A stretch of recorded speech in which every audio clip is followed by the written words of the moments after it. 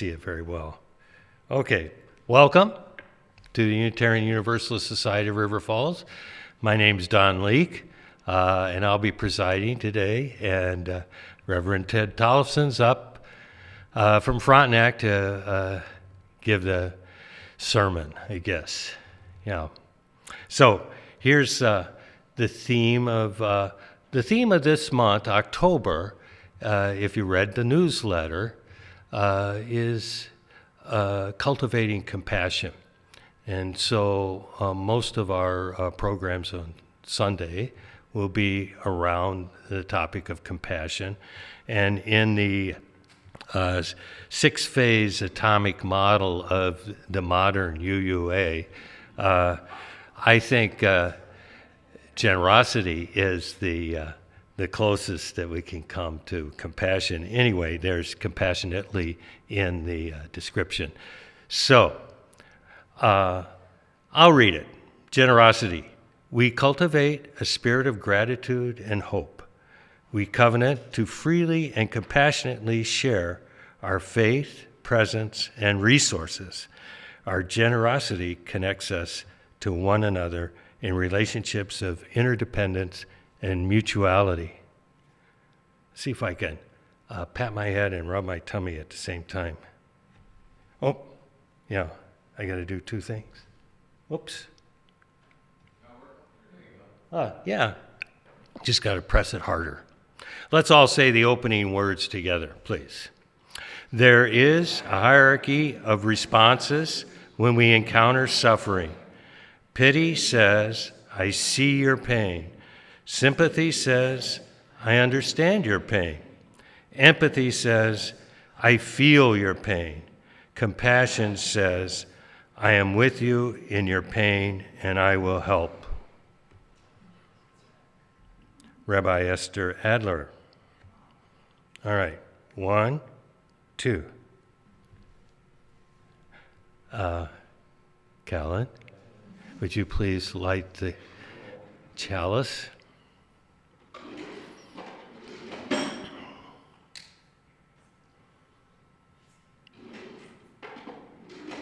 We can do this one together too. May the light we now kindle inspire us to use our powers to heal and not to harm, to help and not to hinder, to bless and not to curse, to serve you, Spirit of freedom.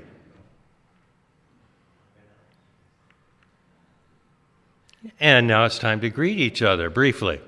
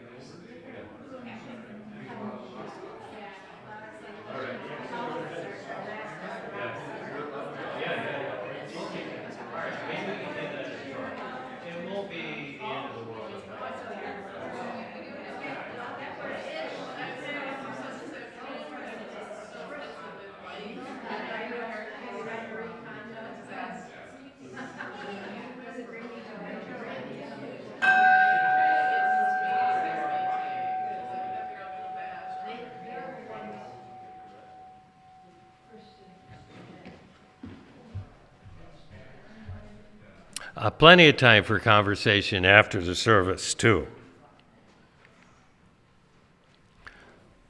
And now for joys and concerns. If you have a joy or a concern, please share it with the rest of the congregation here and make it brief.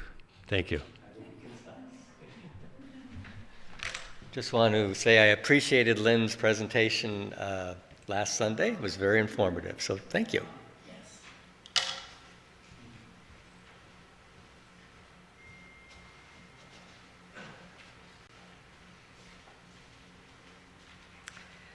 Concern. I mentioned before I work with a woman in Ukraine. We connect once a week by Zoom. She's an English teacher. The idea was that I'm an English teacher. We could talk about English teaching and support Ukraine. It quickly devolved into pretty much the horrors of the war and her needing a listening ear. This is a program that's looking for other people like me. If you're interested in connecting with a Ukrainian, you will feel this war so much more closely. We are so lucky, we're so removed. It's terrible for everyone in that country, terrible.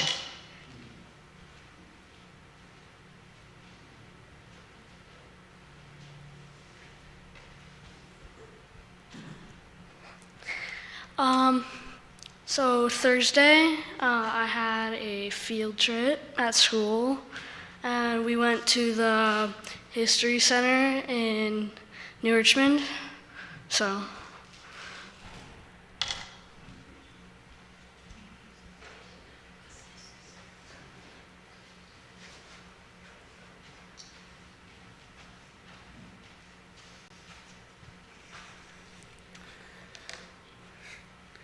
I got a couple things. Lynn, I wish I would have made it last week, but my daughter made an appointment with me at the Renaissance Festival, so I had to choose family over here. But there was a couple ups and downs that's happened in the last couple of years, and I felt that it was maybe time to share. So I left the toxic work environment like over a year ago, and a couple of years some new administration came in, and so I decided it was time to make a change. And now I'm made my 1-year probation. It's a great culture. Things are 100% better and turned to the right.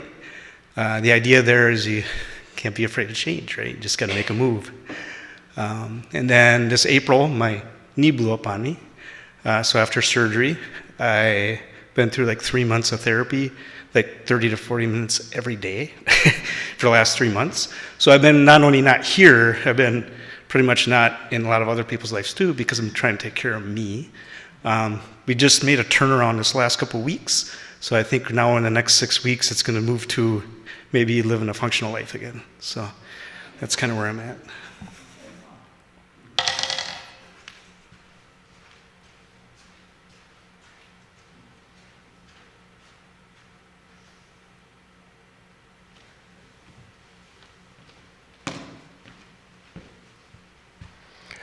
Well, if you do want to see Lynn's service, it's right out there. Either go to YouTube and type in UUSRF or go to our website and look for the link that says Our Videos.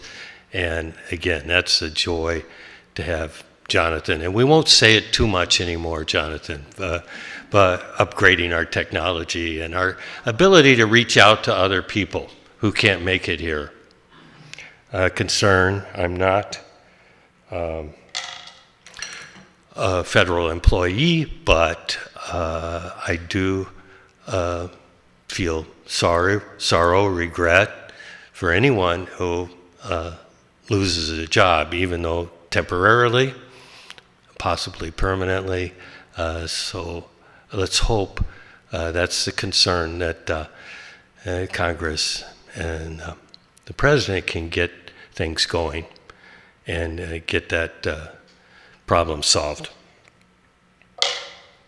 And the big rock for all those joys and concerns left unspoken.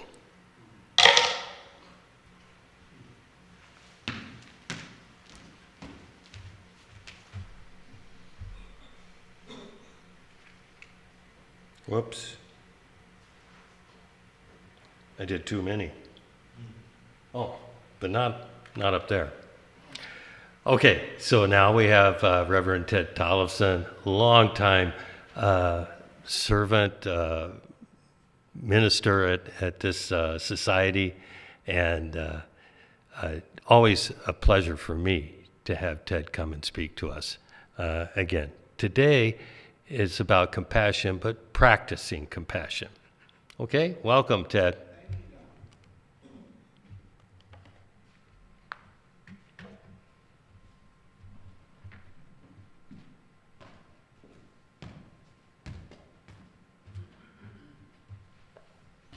Well, it's good to be back in River Falls. I lived here from 74 to 76.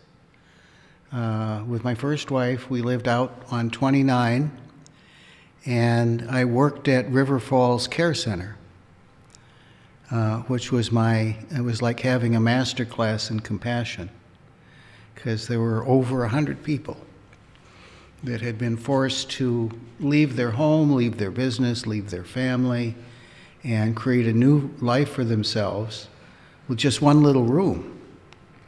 So they were excellent mentors. I'm going to start with a poem by Thich Nhat Hanh, who is a Buddhist teacher and meditation master from Vietnam. So his schooling in Buddhism and compassion came with great pain. Don't say that I will depart tomorrow. Even today I am arriving. Look deeply. Every second I am arriving to be a bud on a spring branch, a tiny bird with fragile wings learning to sing in my new nest. I still arrive in order to laugh and cry, to fear and hope. The rhythm of my heart is the birth and death of everything that lives. I am a frog swimming happily in the clear waters of a pond. I am the grass snake that silently feeds itself on the frog. I am a child in Uganda, all skin and bones, my legs thin as bamboo sticks, and I am the arms of the merchant selling deadly weapons in Uganda. I am a 12-year-old girl, a refugee on a small boat, who throws herself into the ocean after being attacked by a pirate. And I am also the pirate, my heart not yet ready to see and to love. I am a member of the Politburo with too much power in my hands, and I am the man who has to pay his debt of blood to my people by dying slowly in a forced labor camp. My joy is like spring, so warm it makes flowers bloom all over the earth. My pain is like a river of tears, so vast it fills 4 oceans. Please call me by my true names, so I can hear all the cries and laughter at once. And the door of my heart could be left open, the door of compassion. So this is a challenging topic, and compassion, if we look at the word itself, it means both to feel with, but also to suffer with. So that's where we start, that sometimes when we open our heart, we suffer more. And yet, I want to suggest there are really good reasons for doing that. And there are at least 3 dimensions of compassion. One is that the feeling dimension is empathy. That is, through the process of deep listening, we attune ourselves to another being and we begin to feel what they feel. But compassion is more than just feeling, it's also action. When we tune into another being who's hurting, there's usually something we can do to be helpful, to alleviate pain, to encourage hope, to help them move forward. And finally, sometimes, through compassion, we gain insight. That is, we get a clear, intuitive understanding of what is going on with the person we're talking with that inevitably teaches us something about ourselves. So I view compassion as a great opportunity for learning and deepening our connection with all beings. The job of religions, plural, is to give filters and frameworks for compassion. So in biblical religion, Judaism, Christianity, Islam, and their offshoots, the emphasis is on neighborly love. And this emphasis on neighbor, and I do not know the Hebrew word for it, but it doesn't mean the person who lives across the street. It doesn't have to do with a particular physical address. Instead, a neighbor is any person we meet who we treat as if they had equal worth, as if their needs were as important as ours. So compassion, in a biblical context, is maintaining relationships with all the people we meet as if they were of infinite worth. And in a biblical framework, the largest framework for that kind of compassion is to envision the Creator, God, whatever you want to call that, as love. In Buddhism, Hinduism, and Taoism, the love is broadened to include all beings, not just human beings. And it's astonishing to me, it's taken Western societies almost 2,000 years to tune into this fact that it's not just about us. That's so arrogant and so short-sighted. And if you have a dog or a cat that you care about, or a horse, or a donkey, you have an excellent teacher that it's not just about human beings, that all life is precious. And so we are called in Buddhist, Hindu, and Taoist traditions to broaden the scope of compassion to include every being we meet, especially those who are dependent upon us for their care and their biscuits.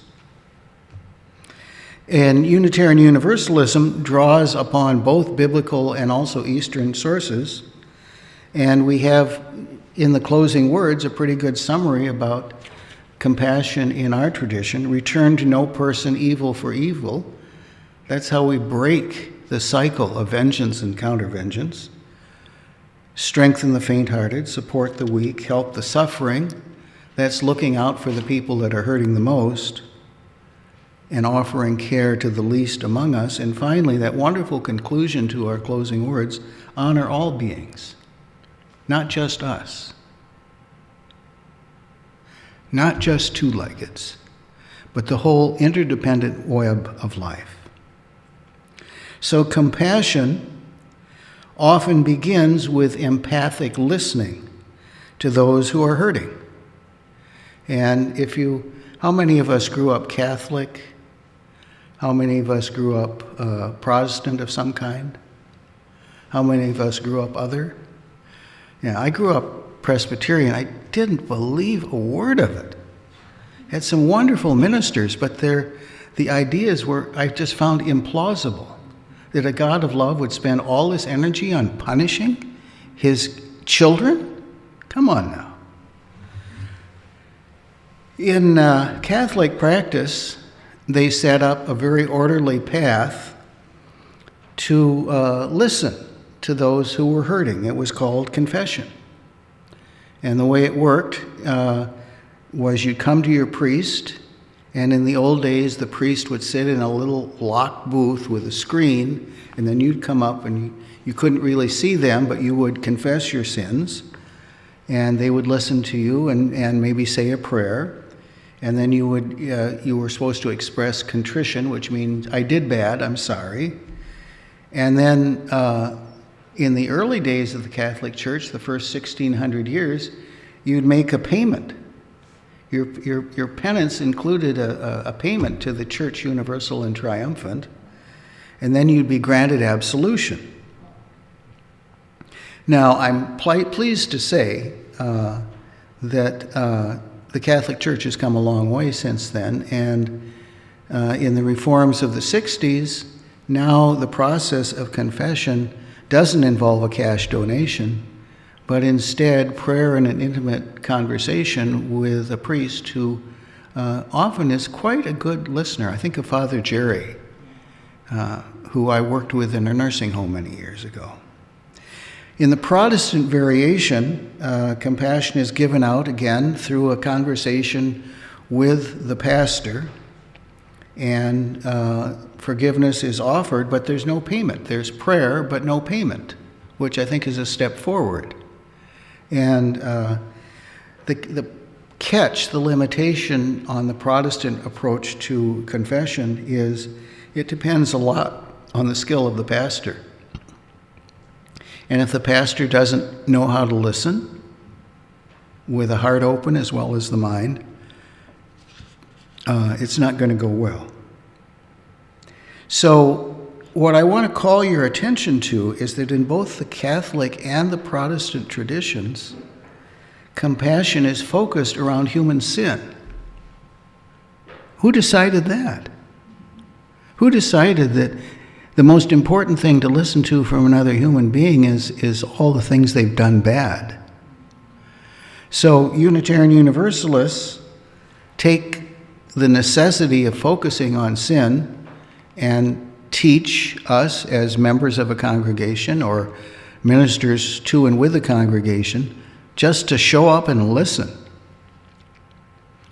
And actually, when I went to seminary, they said, Ted, show up, shut up, and listen. No commentary is required. So I went to seminary in the 70s and then taught at seminaries starting from about 85 to about 2015.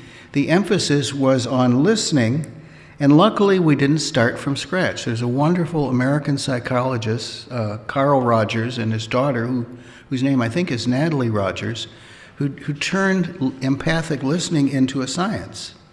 And what we do in Rogerian listening, and there's some very funny tapes of Rogers doing this, because he would say, uh-huh, uh-huh, uh-huh, uh-huh. He needed a few more ways to encourage the speaker, and simply nodding as you listen has been known to be helpful.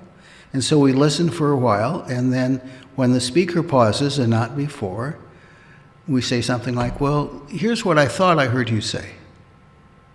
And then we pause and we wait for the speaker to correct us. So through Rogerian listening, trained professionals turn as much power and authority over to the speaker as possible, and we are simply there as an agent of clarification. And at some point we may ask questions if something seems unclear to us. And through this process of Rogerian listening, there's a wonderful kind of synergy that happens between the speaker and the listener, and I think what we form is an organic unity. And it is out of that organic unity of a harmonized heart, mind, and body that I think healing comes. So, question number one for you, and I was going to offer a workshop, but you have things to do here, and we have a niece coming.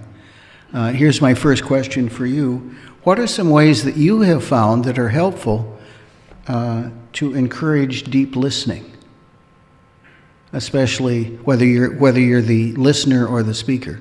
What are the things that you found that are helpful? Yes. I use a form called guided discovery.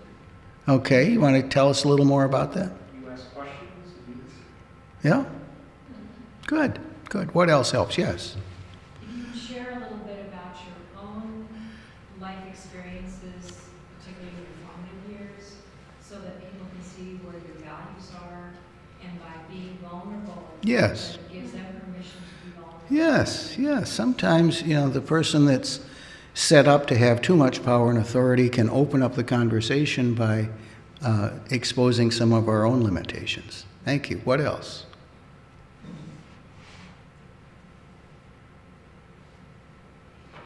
Well, when you leave here, you'll have opportunities here in the kitchen and also the rest of the day to be a listener and just notice what helps the conversation move forward. I don't think there's any magic device, certainly not saying repeatedly, but just giving the gift of undivided attention is a very powerful gift.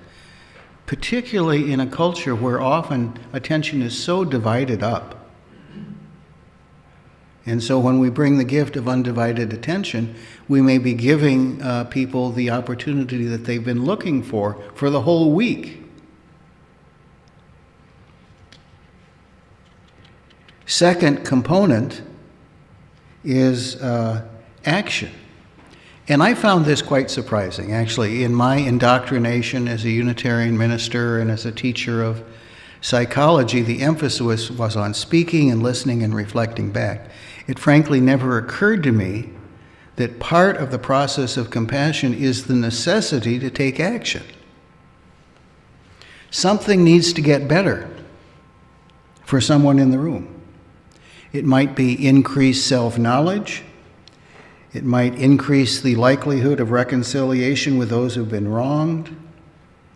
And spreading these relationships in a social community can increase the odds that when something difficult comes up, there's at least two people in the room that can deal with it, a speaker and a listener. And of course, not all compassion is individual. This is my unfortunate bias. Compassion, thankfully, is also social. And Maureen will be talking about this more on the third Sunday. So I'm going to just make it very brief. The social networks that were created in the 60s, 70s, and 80s that gave rise to the civil rights movement and the human rights movement resulted in increased tolerance and rights for ethnic, racial, sexual, and religious minorities. That's a huge accomplishment. And it wasn't accomplished just by two people getting together. It was accomplished by a group of people getting together, refining their goals, and working together for constructive change. I think, for example, of the Vietnam veterans, some of whom came home and led the anti-war movement. I think of the local participation of Unitarian Universalists and Christians in the cause of the day. And in River Falls, when I was here, we found that there was a group of ministers, and we found that a lot of people were sleeping in their cars overnight in the winter. And we decided we had to do something. And so we managed to acquire a house. And then the question came up, so what are we going to call this group? And, what are we going to call the shelter? And a couple of people said, it should be the homeless shelter. I said, no, let's call it our neighbor's place. Because for every Christian, Jew, or Muslim in River Falls, calling it our neighbor's place gave it dignity. And it reminded us that we had some responsibility. So, luckily enough, there are some rituals available for reconciliation. In the Catholic tradition, you might be invited to participate in a Mass, and when Father Jerry was in town here, we did a memorial service together, and it was astonishing. But then we'd work together in the nursing home. In the Buddhist tradition, you might be invited to participate in meditation or in rituals such as the tea ceremony. We might invite people to be here for flower communion or help clean up after the service. So here's my second question for you. What are the rituals of reconciliation that have made a difference in your life? How have you found ways to reconnect with people from whom you felt estranged? I can wait. I'm going to get a little tea.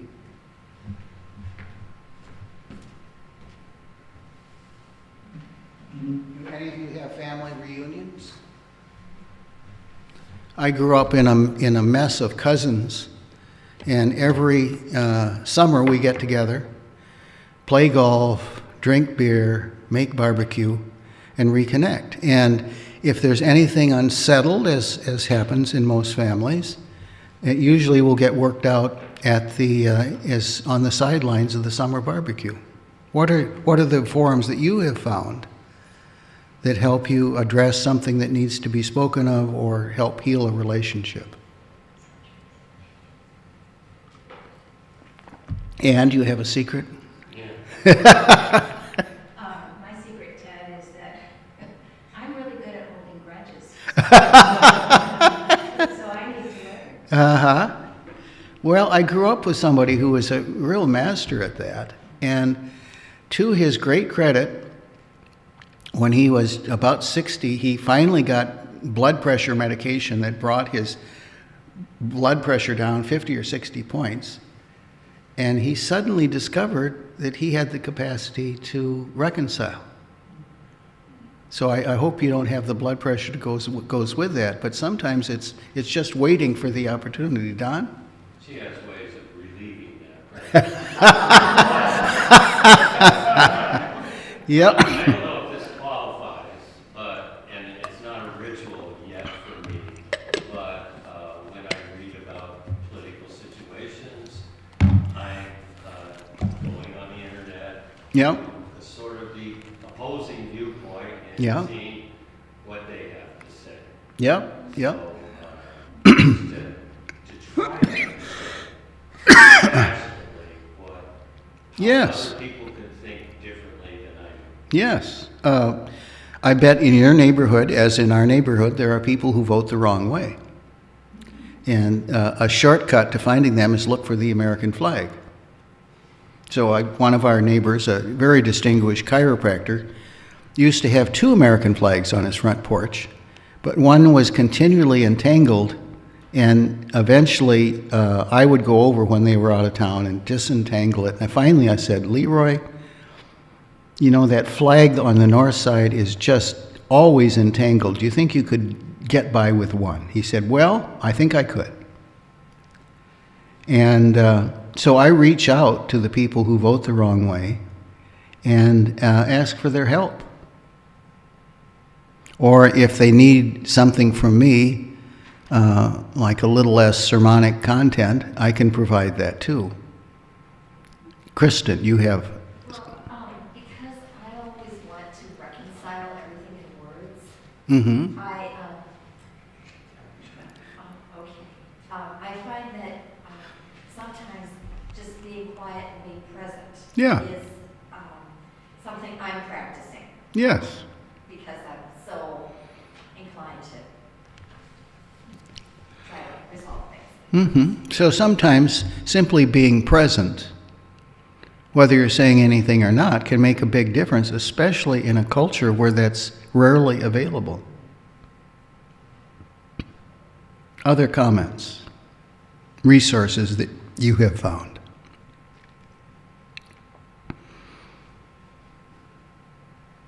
Waiting.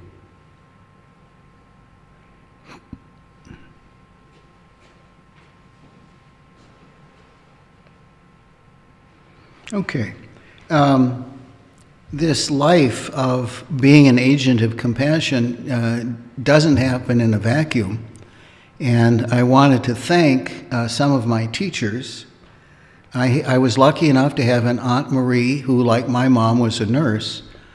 Only Marie went to graduate school and wrote her master's thesis on using Rogerian listening in a clinical setting. And when I was in seminary, I said, could you send me a copy? It was wonderful work. So here in this family of sometimes difficult people, we had at least one person who was trained to listen, and it was very helpful. And when I worked at River Falls Care Center from 1974 to 75, I had 100 grandparents, most of whom were separated from their families, and they needed some listening. They had a life story of 60, 70, 80 years, and they needed someone to listen to that story and lend it some dignity. So besides doing individual work, I set up a storytelling time, a storytelling circle every week where we would gather and give people the undivided attention of everyone in the circle. And I must say, how many of you know Father Jerry? Is he still at St. Bridget's?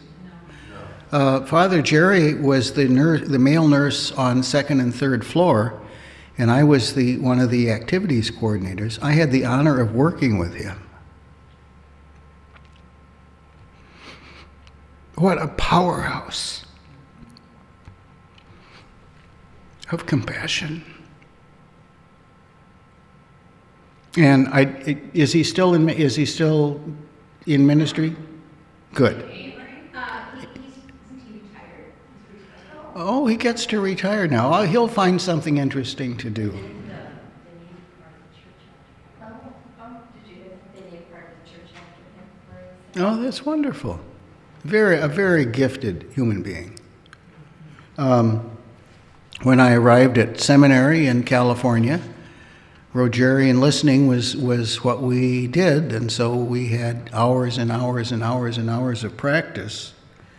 And then, of course, caring and thoughtful neighbors. And as Christian and I were walking the dog yesterday, we ran into two of our neighbors who are both doctors, and they had, this is Craig and Carolyn, had all kinds of things to say about listening and compassion, because most of their life as a doctor was dealing with people in pain and trying to alleviate that pain. And of course, I need to thank the members of every congregation I've served. You're our mentors. And we learn by listening. Sometimes we learn by talking. But in many ways, you are the teachers of the skills that we use. Sometimes, if we are lucky, there is insight that comes out of using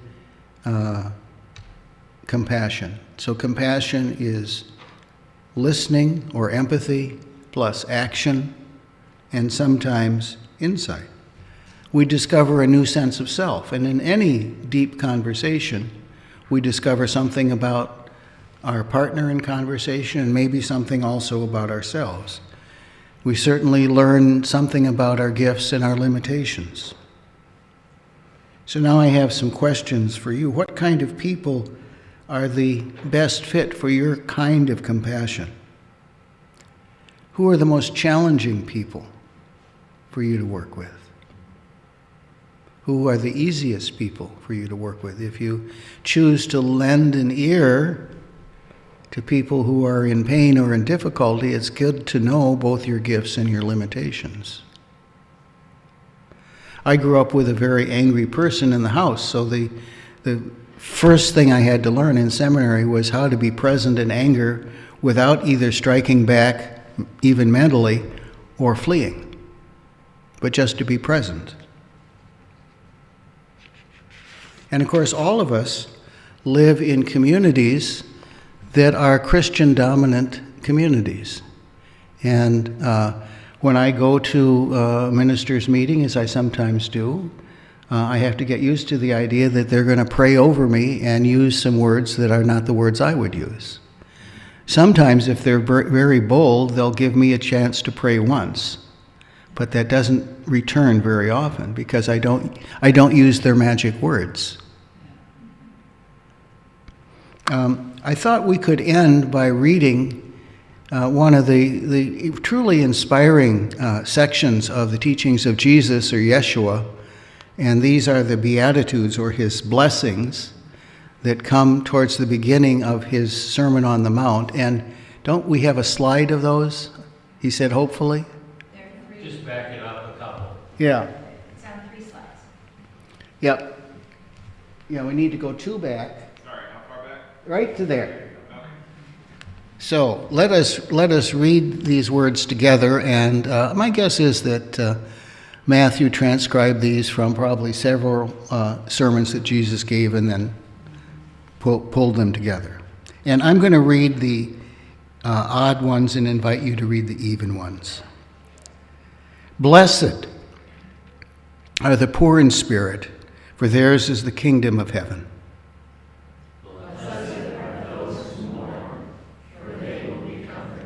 Blessed are the meek, for they will inherit the earth. Number 6, do you see? Oh, we need to see number 6. There we go.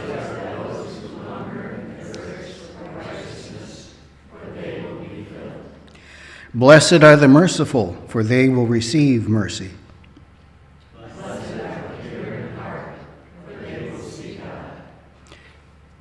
Blessed are the peacemakers, for they will be called children of God. Okay.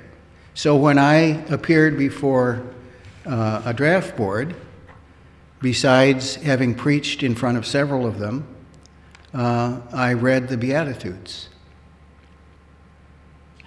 It helped that two members of my draft board had not only heard me preach an anti-war sermon when I was 16, but one of them had walked out. But he had remembered. So I'd like to open the floor for your comments and questions. And feel free to share some of, if you've had experience of peacemaking at work, in your family, or somewhere, and would like to share that, please do. Anna Brown? There's some more Beatitudes. Oh, I know. There's 3 more. There's 3 more. We'll read those at the very end. Oh. Thank you, Anna Brown. Yes. Could you explain the meaning of blessed are those who are poor in spirit? Yeah, that's a very interesting phrase. I suspect it might be an issue with translation, because if you look at the Christian Bible, the New Testament broadly, being in spirit is generally a positive trait. So it's not clear to me what being poor in spirit might mean. It might mean being modest, not making too much of yourself, being willing to admit your vulnerability, but that's projection on my part. Good question, though. Dispirited? It could be, sure. Yeah. Could be those who are feeling disconnected. Questions or comments? Yeah, while you're on the Beatitudes, at number 11 and 12, 11 doesn't have any for phrase following it, as if the people who insult, persecute, say all kinds of evil things against you. Doesn't seem like they have something good to say about that. Mm-hmm. And that goes back to the poem that you read about compassion for the person who many would say, I would say, are on the wrong side of the issue. Yeah. So we can, we're lucky, maybe, to live in a time where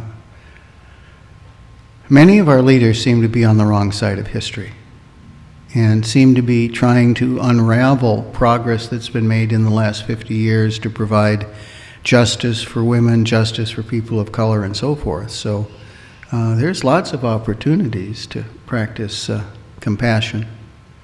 And, when I listen to one of my neighbors who votes the wrong way, I very rarely argue. I feel like my first job is to listen, reflect back what I'm hearing, and then maybe towards the end, entrust them with a question. So thinking, again, this biblical category of neighbor is quite useful. If you think of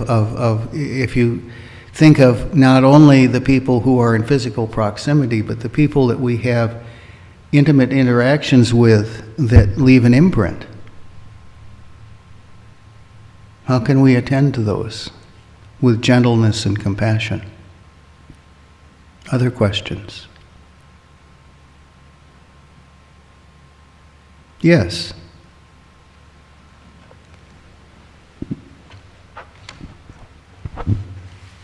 So besides everything else that was going through for the last couple of years, I also had a childhood friend call me a couple of years ago that was going through leukemia. It's not just a regular childhood friend. This is a childhood friend where we daily, would do stuff together. We built forts together. We sat in the fort and would hypothesize about, life in our fort together when we were kids and for hours. And but we separated, for different reasons. Mm-hmm. But when he was going through his bout of leukemia, he felt the need to reach out to him. And so I went through a 1.5-year process of listening to him share his experiences through life for the 20 years we were separated. And it was just developing a lot of appreciation for the relationship we had. Mm-hmm. And now the relationship that was being rebuilt while he was going through his end of life, basically. So, and he did pass away earlier this year, and it was, and I got to meet his wife, who I'd never met before, but it was just a long process of me being present and listening. Yeah, it's not complicated as long as we're willing to settle for being present and listening and maybe reflecting a little bit. But it's very helpful to people who are in transition. Now, I'll add, while that was going on, like my wife would look at me and say, you haven't spoken to this person in 20 years. Why are you spending your time with them? You've got other things happening in your life. You don't have time for this. And I just was like, no, my heart tells me I need to make time for this. And I just made it work. Good. Got time for one more comment or question. So as you leave the building today, there will be no shortage of opportunities to mobilize compassion through deep listening, through helping action, and through your presence. And the neat thing is, if there's even 2 or 3 people who are intentionally going out and spreading compassionate listening, it can change the character of a whole culture. If we inculcate the habit of listening deep, reflecting back clearly, and then supporting the person in whatever changes they need to make. So that's kind of a commission. If you follow the New Testament, go forth, listen deeply, be supportive, and know that you're helping that person and thereby their community to evolve towards a condition of love and trust. Okay, I think that's all I have to say. Thank you, Don.